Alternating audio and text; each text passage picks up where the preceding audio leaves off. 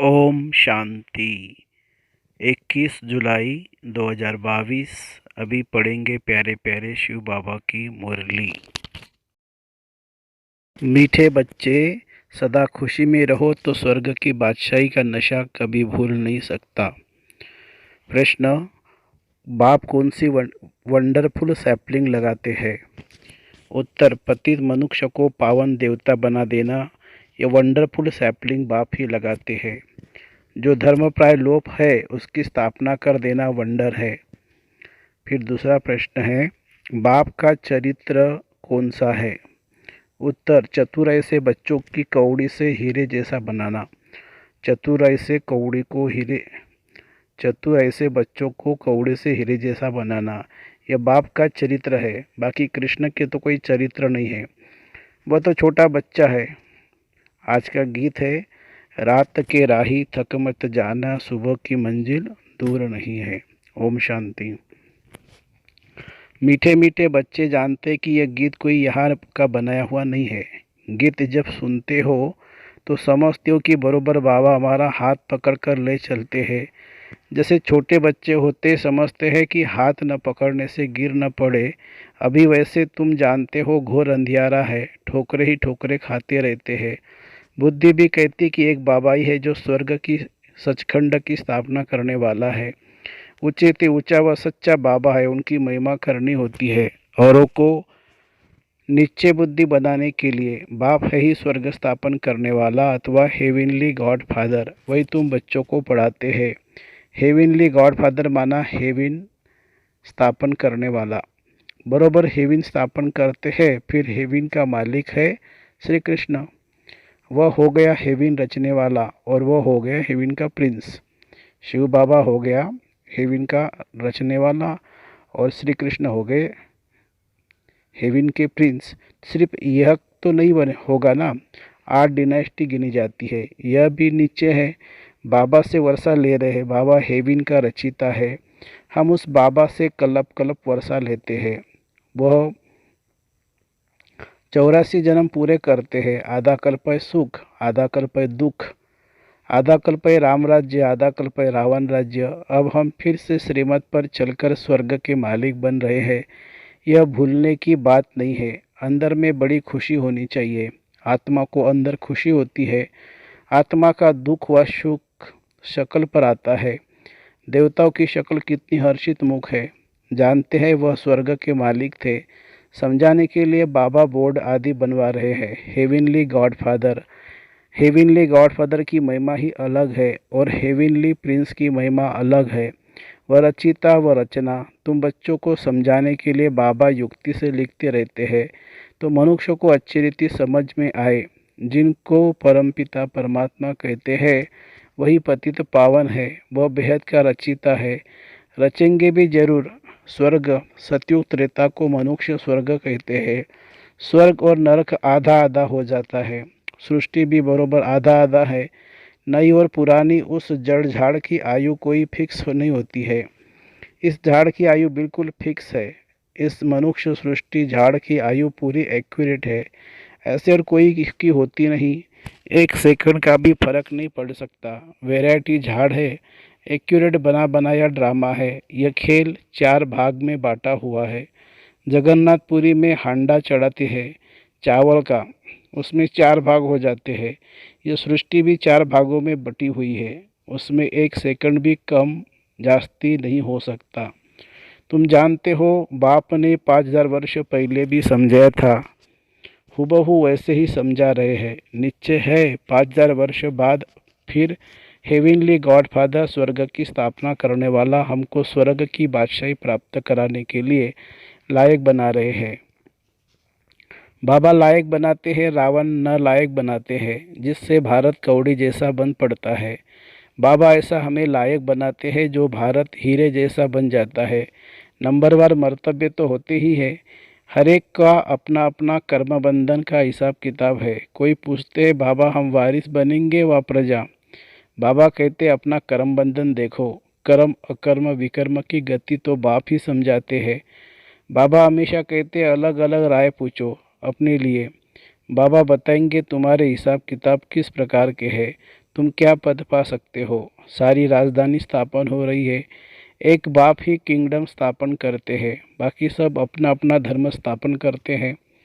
सतयुग में लक्ष्मी नारायण का राज्य था ना, वह है उन्हों की प्रारब्ध, सो भी नंबरवार। उन्होंने प्रारब्ध कैसे पाई, अभी तुम देख रहे हो ना। बाप कहते हैं मैं कलप कलप कलप के संगम पर आता हूँ। अनेक ऐसे कलप के संगम बीते हैं, बीतते चलेंगे, उनका कोई अंत है नहीं। बुद्धि भी कहती है कि पतित पावन बाप आएंगे ही संगम पर, जबकि पतित राज्य का विनाश कराए पावन राज्य की स्थापना करनी ही है। इस संगम की ही महिमा है। सतयुग त्रेता के संगम पर कुछ होता नहीं है, वह तो सिर्फ राजा की ट्रांसफ़र होती है। लक्ष्मी नारायण का राज्य बदल राम सीता का राज्य होता है। बस यहाँ तो कितना हंगामा होता है। बाप कहते हैं अब यह सारी पतित दुनिया ख़त्म होने वाली है, सबको जाना है। बाबा कहते हैं मैं सबका गाइड बनता हूँ, दुख से लिबरेट कर सदैव के लिए शांतिधाम सुखधाम ले जाता हूँ। तुम जानते हो हम सुखधाम में जाएंगे, बाकी सब शांतिधाम में जाएंगे। इस समय मनुष्य कहते भी है मन को शांति कैसे मिले, ऐसे कभी नहीं कहेंगे कि सुख मिले, शांति के लिए ही कहते हैं। सब शांति में ही जाने वाले हैं, फिर अपने अपने धर्म में आने वाले हैं। धर्म की वृद्धि तो होनी ही है। आधा कल्प है सूर्यवंशी चंद्रवंशी राजधानी, फिर और धर्म आते हैं। अभी आदि सनातन देवी देवता धर्म का कोई है नहीं, धर्म ही प्राय लोप हो जाता है, फिर स्थापना होती है। सैपलिंग लग रही है, बाप यह सैपलिंग लगाते हैं, वह फिर झाड़ू आदि की सैपलिंग लगाते हैं। यह सैपलिंग कैसा वंडरफुल है। यह भी अपने को देवी देवता धर्म का नहीं कहेंगे। बाप समझाते हैं जब ऐसी हालत होती है तब मैं आता हूँ। अब तुम बच्चों को मैं सब शास्त्रों का राज समझाता हूँ। अब तुम जज करो कि कौन राइट है।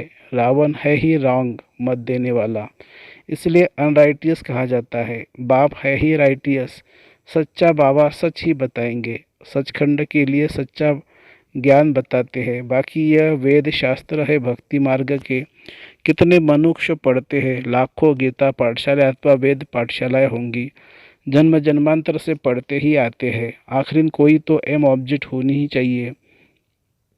पाठशाला के लिए एम ऑब्जेक्ट चाहिए। शरीर निर्वाह अर्थ पढ़ते हैं, एम ऑब्जेक्ट होती है। जो कुछ पढ़ते हैं शास्त्र सुनाते हैं तो शरीर निर्वाह चलता है। बाकी ऐसे नहीं मुक्ति जीवन मुक्ति को पा लेते हैं, वह भगवान को पा लेते नहीं।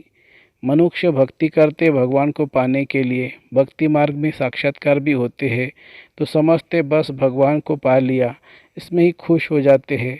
भगवान को तो जानते ही नहीं है, समझते हनुमान गणेश सब में भगवान है, सर्वव्यापी का बुद्धि में बैठा हुआ है। बाबा ने समझाया है जो जिस भावना से जिसकी भक्ति करते हैं वह भावना पूरी करने के लिए मैं साक्षात्कार करा देता हूँ। वह समझते हैं बस हमें भगवान ही मिल गया है, खुश हो जाते हैं। भक्त माला में ही अलग और ज्ञान माला अलग है। इनको रुद्र माला कहा जाता है और वह है भगत माला, जिन्होंने जास्ती ज्ञान पाया उन्हों की माला है, और वह जास्ती भक्ति करने वालों की माला है। भक्ति के ही संस्कार ले जाते हैं तो फिर भक्ति में चले जाते हैं।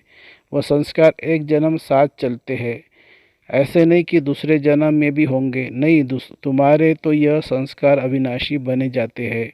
इस समय जो संस्कार जाएंगे फिर संस्कार अनुसार जाकर राजा रानी बनते हैं, फिर धीरे धीरे कला कमती होती जाती है। अभी तुम बीच में हो, बुद्धि वहाँ लटकी हुई है। बैठे भल हम यहाँ है, परंतु बुद्धि योग वहाँ है। आत्मा को ज्ञान है कि अभी हम जा रहे हैं, बाबा को ही याद करते हैं, हमारी आत्मा पार हो रही है। इस शरीर को इस किनारे ही छोड़ देंगे। इस किनारे है पुराना शरीर और उस किनारे है हसीन सुंदर शरीर। यह हुसैन का रथ है। हुसैन जिसको अकाल मूर्त कहते हैं, उनका यह तख्त है। आत्मा तो अकाल है, आत्मा को गोल्डन सिल्वर में जा आना है। स्टेजेस है ना, बाबा तो है उच्च ते उच्च, वह स्टेजेस में नहीं आता है, आत्मा स्टेजेस में आती है। गोल्डन एज वालों को फिर सिल्वर में आना पड़े। अभी तुमको आयरन एज से गोल्डन एज में ले जाते हैं, अपना परिचय देते रहते हैं। उनको कहते भी है हेविनली गॉड फादर। उनका अलौकिक दिव्य जन्म है, खुद बतलाते हैं मैं कैसे प्रवेश करता हूँ। इनको जन्म नहीं कहेंगे, जब समय पूरा होता है तब भगवान का संकल्प उठता है, जाकर रचना रचे। ड्रामा में उनका पार्ट है ना, परमपिता परमात्मा भी ड्रामा के अधीन है। मेरा पार्ट ही है भक्ति का फल देना। परमपिता परमात्मा को सुख देने वाला ही कहा जाता है। अच्छा कर्तव्य करते तो आधा कल्प के लिए उसका रिटर्न मिलता है। तुम सबसे अच्छा कर्तव्य करते हो, सबको बाप का परिचय देते हो। अब देखो राखी का त्यौहार आता है तो इस बार भी समझाना पड़े। अभी देखो राखी का त्यौहार आता है तो इस पर भी समझाना पड़े। राखी है ही पतित को पावन बनने की प्रतिज्ञा के लिए। अब पवित्र को पवित्र बनाने का रक्षाबंधन। तुमको पहले पहले परिचय देना है पतित पावन बाप का। जब तक वह न आए तब तक मनुष्य पावन बन नहीं सकते। बाप ही आकर पवित्र बनने की प्रतिज्ञा कराते हैं। ज़रूर कब हुआ है, जो रस्म रिवाज चलती आई है। अब प्रैक्टिकल में देखो, ब्रह्मा कुमार कुमारियाँ राखी पवित्र रहती है। जनेऊ कंगन आदि भी सब पवित्रता की निशानी है। पतित पावन बाप कहते हैं काम महाशत्रु है। अब मेरे साथ प्रतिज्ञा करो कि हम पवित्र रहेंगे। बाकी कोई कंगन आदि पहनना नहीं है। बाप कहते प्रतिज्ञा करो, मुझे 5 विकार दान करो। यह राखी बंधन 5000 वर्ष पहले भी हुआ था। पतित पावन बाप आया था, आकर राखी बांधी थी कि पवित्र बनो, क्योंकि पवित्र दुनिया की स्थापना हुई थी। अब तो नरक है, हम फिर से आए हैं। अब श्रीमत पर प्रतिज्ञा करो और बाप को याद करो तो तुम पावन बन जाएंगे। अभी पतित मत बनो। तुम भी कहो हम ब्राह्मण आए हैं प्रतिज्ञा कराने। हम प्रतिज्ञा करते हैं हम कभी पतित नहीं बनेंगे, परंतु ऐसे भी बहुत लिखकर ख़त्म हो गए हैं। पतित पावन बाप आते ही है संगम पर। ब्रह्मा द्वारा आकर डायरेक्शन देते हैं बच्चों को कि पवित्र बनो। यह सब ने प्रतिज्ञा की है। तुम भी जज करो, तभी बाप से वर्षा मिलना है। तुम पवित्र ब्राह्मण बनो तो फिर देवता बन जाएंगे। हम ब्राह्मणों की प्रतिज्ञा की हुई है। एल्बम भी दिखाना चाहिए। यह राखी बंधन की रस्म कब शुरू हुई?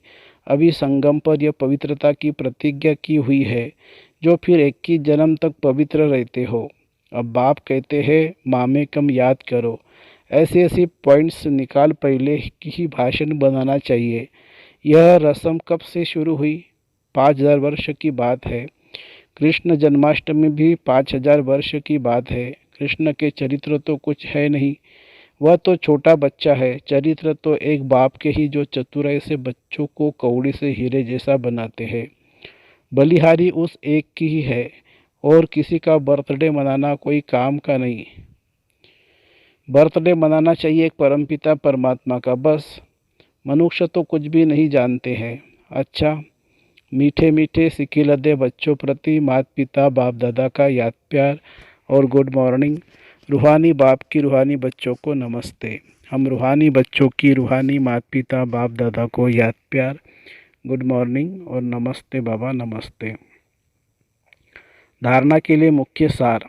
वारिस बनने के लिए अपने सब हिसाब किताब कर्म बंधन चुक्त करने हैं।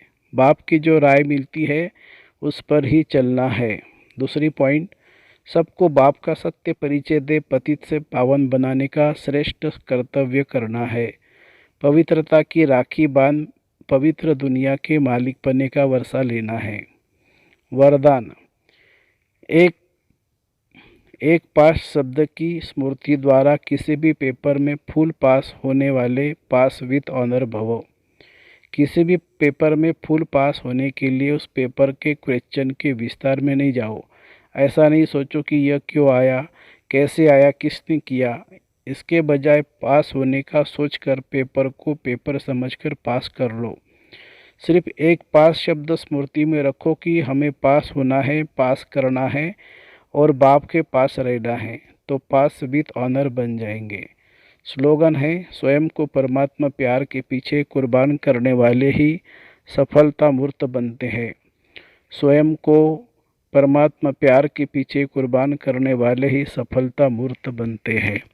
अच्छा, ओम शांति शांति शांति। शुक्रिया बाबा, शुक्रिया। Thank you Baba, thank you.